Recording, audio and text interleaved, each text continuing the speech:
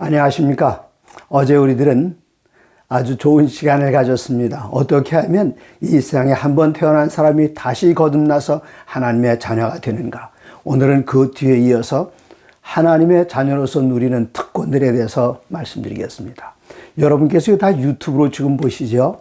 유튜브를 보시면서 그 오른쪽 아래에 구독이라는 글자가 아직도 빨간색으로 되어 있으면 지체하지 말고 콕 누르셔서 구독을 신청해 주시면 더 많은 분들이 이 영원한 복음 TV 채널을 통해서 하나님의 복음에 접할 수 있습니다. 다시 말씀드릴까요? 네.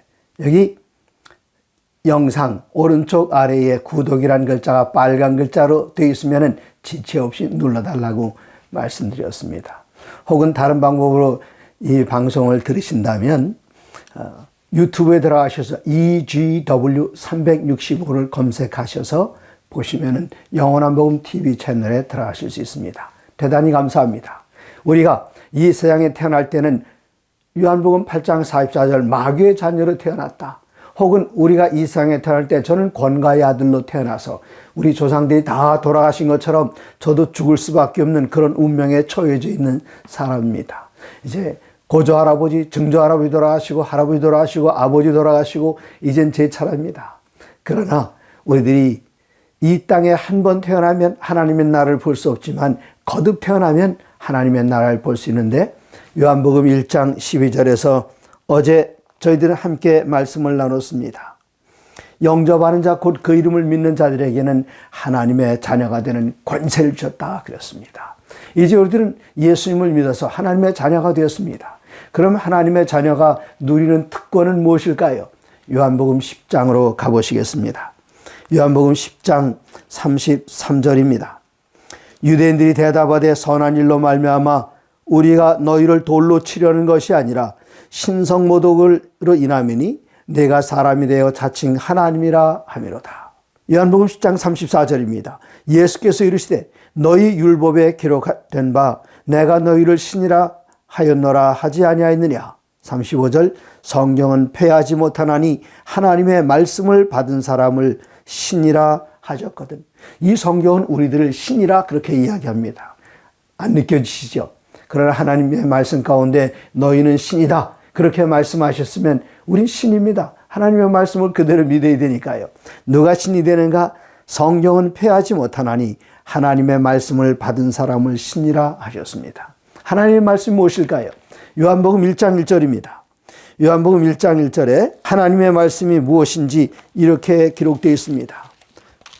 태초에 말씀이 계시니라. 이 말씀이 하나님과 함께 계셨으니 이 말씀은 곧 하나님이시니라. 네. 태초에 말씀이 계셨는데 이 말씀이 곧 하나님이라 그렇게 말씀하셨습니다. 하나님이신 말씀 누구일까요? 이번엔 14절입니다.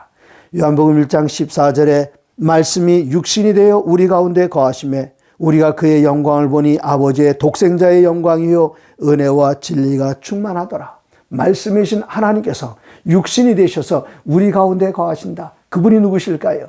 예수님이십니다. 말씀을 받은 사람을 신이라. 그 말씀은 누구신가? 예수님입니다. 예수님을 영접하면 신이 된다. 좀 이해하기 좀 쉽지 않죠? 우리는 어제 요한복음 1장 12절에서 하나님의 말씀을 받고 그리스도 예수를 개인의 구주로 영접하는 사람들은 하나님의 자녀가 되는 권세를 가졌다 그랬습니다. 자, 하나님의 자녀이면 뭡니까? 여러분, 코끼리가 자식을 낳았어요. 뭐지요? 코끼리입니다. 사슴이 새끼를 낳습니다. 사슴입니다. 호랑이가 새끼를 낳습니다. 호랑이입니다. 그러면 사람은 무엇을 낳을까요? 사람은 물론 사람을 낳지요. 그런데 우리가 예수님을 믿는 믿음 안에서 하나님의 자녀가 되었으니 신의 자녀가 되었으니 호랑이 새끼는 호랑이고 코끼리의 새끼는 코끼리고 사슴의 새끼는 사슴이고 사람의 자녀는 사람이듯이 신의 자녀는 신이 된 것입니다. 와우. 이거 믿기 쉽지 않지요? 그러나 하나님의 말씀 가운데 기록된 분명한 진리입니다. 그러므로 우리들은 이제 신성에 참여해서 하나님 앞에 나아가는데 에베소 3장 12절에 우리들이 하나님께 나가는 태도를 이렇게 이야기합니다. 우리가 그 안에서 그를 믿음으로 말미암아 담대함과 확신을 가지고 하나님께 나아감을 얻느니라. 우리가 하나님께 나갈 때 담대함을 가지고 나간다 그랬습니다. 왜 그런가 하면 우리들은 하나님의 자녀이기 때문에 저 왕궁에 들어가면은 아침 새벽 일찍이 조회랍니다. 왕은 높은 곳 보좌에 앉아있고 여러 신하들이 꿇어 앉아 있습니다. 연세가 70, 80이 넘은 영의 정도 임금 앞에서는, 젊은 임금 앞에서는 머리를 조아릴 수밖에 없는데, 그때 5살짜리 꼬마아이가 뛰어들어왔어요. 임금은 30대, 40대 정도 됐습니다. 그 어린아이가 쪼르륵 들어오더니 임금님 앞에 그는 거침없이 들어와서 임금님의 수염을 잡고 그네를 탑니다. 그럴 수 있습니까? 그럴 수 있죠. 왜 그렇습니까? 7, 80 넘은 영의정, 좌의정, 우의정은 왕 앞에 머리를 조아릴 수밖에 없지만, 왕자는 왕의 아들이기 때문에 아버지 앞에 나갈 때 서슴지 않고 당당하게, 담대하게 나아갈 수 있습니다. 우리는 하나님의 자녀가 되었기 때문에 하나님 앞에 담대하게, 당당하게 나아갈 수 있습니다. 히브리서 2장 11절에는 아주 놀라운 말씀이 기록이 되어 있습니다. 히브리서 2장 11절입니다. 거룩하게 하시는 자와, 이분은 예수님이십니다. 거룩하게 함을 입은 자들이, 우리들이 거룩하게 함을 입었습니다. 예수님에 의해서 다 한 근원에서 난지라.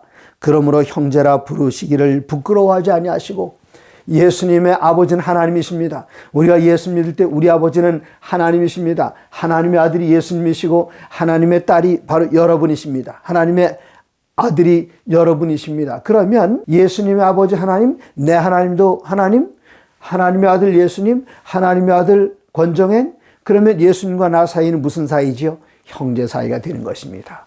그러므로 저희는 예수님을 주님이라고 부르기도 하지만 형님 아니면 오빠라고 부를 수 있습니다.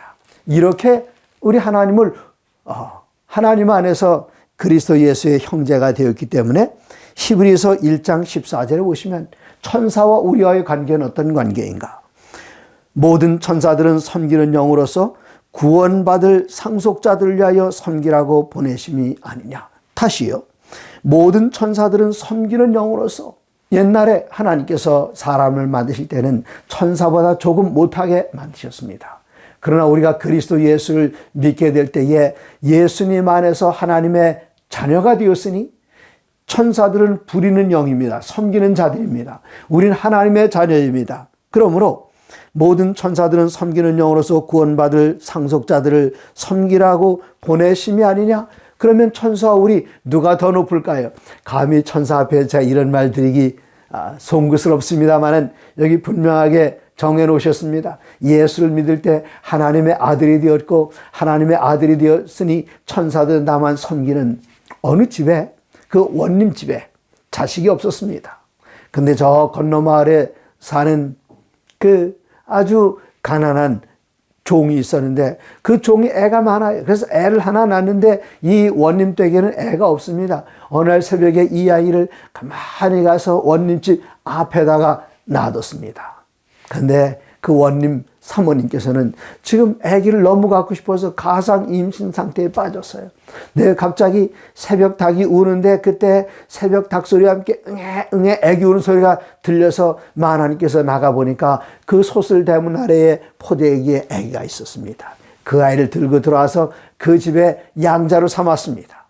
그런데 이 집에 머슴이 있는데요. 머슴은 종이 아닙니다. 이 어린아이가 자라나서 글방에 서당에 갈 때에 개울물이 깊으면 여기를 얻고 지나가는데 머슴은 종이 아니라고 그랬죠. 노예가 아닙니다. 머슴은 자유인입니다. 그런데 지금 이 아이의 근본은 원래 종의 자식이었어요. 그럴지라도 원님께서 이 아이를 자기의 양자로 드렸기 때문에 도련님 업히십시오. 제가 모시고 가겠습니다. 그리고 물길 치는 그 시내를 건너가는 것입니다. 천사를 제가 이렇게 낮게 표현하고 싶지는 않습니다만은 이 성경에는 하나님의 자녀가 된 사람들이 누리는 특권에 대해서 이렇게 놀랍게 이야기했습니다. 다음에는 요한일서 1장 9절에 우리들에게 또 다른 특권이 기록되어 있습니다. 요한일서 1장 9절입니다. 만일 우리가 우리 죄를 자백하면 그는 미쁘시고 의로우사 우리 죄를 사하시며 우리를 모든 불의에서 깨끗하게 하실 것이요.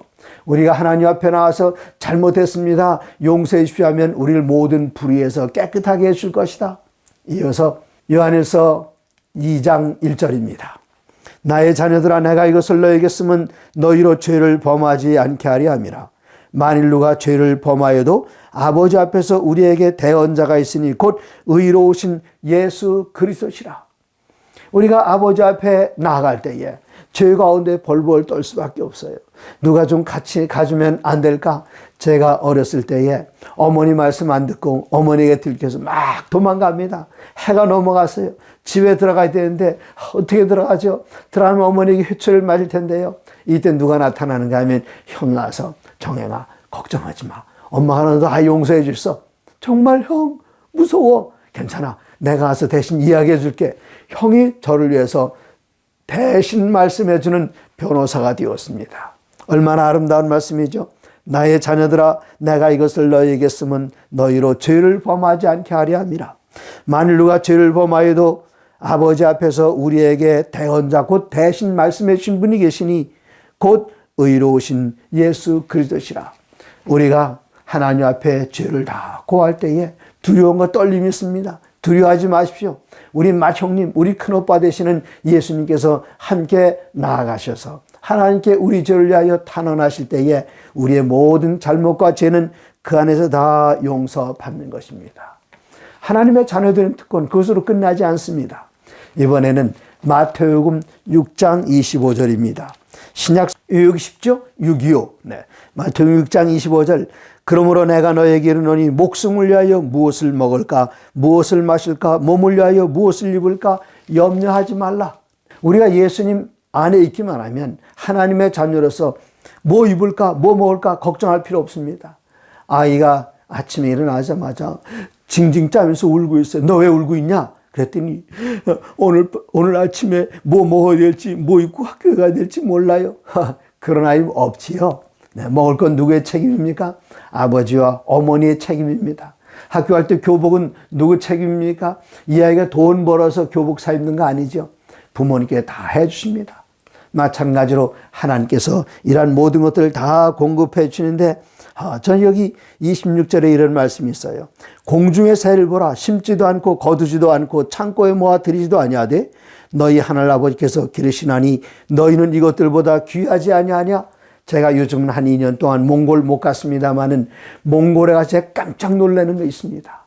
이 몽골의 새들인데 그중에 참새가 있다는 사실 놀랍지 않습니까? 여러분 별로 놀라우실 것 없겠네요.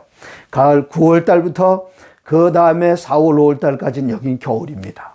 한겨울엔 영하 20도 30도 내려가서는 기본입니다. 온 세상이 눈과 얼음으로 덮여져 있습니다. 그런데 거기 요만한 참새가 살더라고요. 그 참새를 누가 먹여주십니까? 몽골에 사는 참새를 하나님께서 먹여주시는데 너희는 그 새들보다 더 귀하지 아니하냐? 우리는 얼마나 더 귀한 존재입니까? 하나님의 자녀인데요.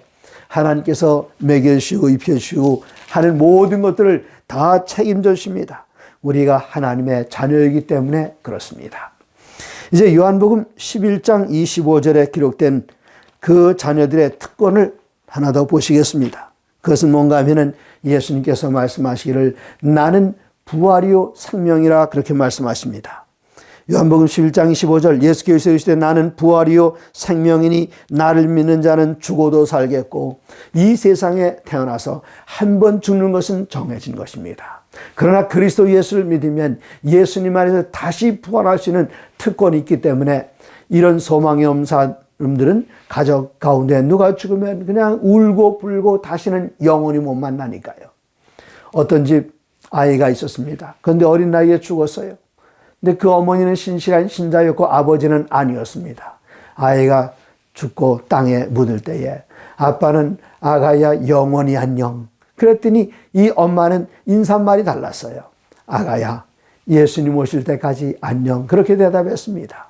예수님께서 오실 때에 예수님 믿는 사람들은 우리 주님 부활이요 생명이신 우리 주님께서 우리를 다시 일으켜 살려주시기 때문입니다. 그럼 우리들이 살아나게 될 때에 어떤 모습을 갖게 될까요? 빌립보서 3장 21절에는 이렇게 이야기하십니다. 빌립보서 3장 21절 그는 만물을 자기에게 복종하게 하실 수 있는 자의 역사로 우리의 낮은 몸을 자기 영광의 몸의 형체와 같이 변하게 하시리라. 예수님께서 오셔서 우리를 부활시켜 주실 때에 우리 몸은 어떤 모습인가? 예수님의 영광스러운 몸의 형체와 같은 몸으로 변화되겠다 말씀하셨습니다. 우리들이 죽을 때는 얼굴에 주름이 있고 어떤 사람들은 몸에 상처가 있고 어떤 사람들은 수족이 없는 사람들도 있을 것입니다. 어떤 사람들은 아주 늙어서 돌아가셨기 때문에 얼굴이 쭈글쭈글, 그러나 예수님께서 다시 오실 때에 우리를 변화시키셔서 예수님의 영광스러운 형체와 같이 만들어 주시겠다, 변화시켜 주시겠다고 약속하고 있습니다. 그 다음에 우리들은 주님 앞에 나갑니다. 이번에 요한계시록 3장입니다. 요한계시록 3장 20절에 볼지어다 내가 문 밖에 서서 두드리노니 누구든지 내 음성을 듣고 문을 열면 내가 그에게로 들어가 그와 더불어 먹고 그는 나와 더불어 먹으리라. 여러분, 식사 같이 하고 싶은 사람 있습니까? 좋아하는 사람이나 식사를 같이 하죠. 마음에 안 드는 사람하고 식사를 하게 되면 쌀알이 곤두서서 다 체하고 합니다. 그런데 누가 우리와 같이 식사하고 싶어 하는가? 우리가 예수님을 영접하기만 하면 예수님께서는 우리 안에 들어오셔서 예수님과 우리가 함께 만찬을 나누게 될 것이라고 그렇게 이야기합니다. 그리고 하늘나라에 가게 되면 요한계시록 마지막 장, 이 성경 맨 마지막 장에는 이렇게 기록이 되어 있습니다. 22장 5절입니다. 하늘나라에는 다시 밤이 없겠고 등불과 햇빛이 쓸데없으니 이는 주 하나님이 그들에게 비치심이라. 그들이 세세토록 왕노릇하리로다. 우리는 하나님의 자녀가 되었습니다. 그러면 하늘나라 가서 무엇하게 될까요? 세세토록 왕노릇한다 그랬습니다. 하늘나라에 가서 왕노릇하는 것이 어떤 것인지 이제 나중에 기회가 되면 여러분의 사랑하는 목사님 김성건 목사님하고 자세하게 또 공부하시게 될 것입니다. 여하튼 오늘 제가 잠깐 소개합니다. 하늘나라에서 왕노릇하게 될 그 놀라운 특권, 예수님 믿을 때에 다 이루어지는 것입니다. 이러니 어떻게 예수님 안 믿고 배길 수 있겠습니까? 이제 마지막으로 성경절 하나 더 소개해 드리겠습니다. 누가복음입니다. 누가복음 12장 32절입니다. 우리를 향하여 말씀하십니다. 적은 무리여 무서워 말라. 너희 아버지께서 그 나라를 너희에게 주시기를 기뻐하시느니라. 하나님께서 우리를 위하여 하나님의 나라를, 하늘나라를 준비해 놓으셨습니다. 적은 무리여 무서워 말라. 너희 아버지께서 그 나라를 너희에게 주시기를 아까워하시느냐가 아니라 기뻐하신다 그랬습니다. 저 영원한 아름다운 하늘 번향을 우리들을 위해서 준비해 놓으시고 그 나라를 우리에게 주시기를 기뻐하시는 아버지의 품으로 오늘 신속하게 달려가시기 바랍니다. 여러분 대단히 감사합니다. 내일 이 시간에 다시 뵙겠습니다. 안녕히 계십시오.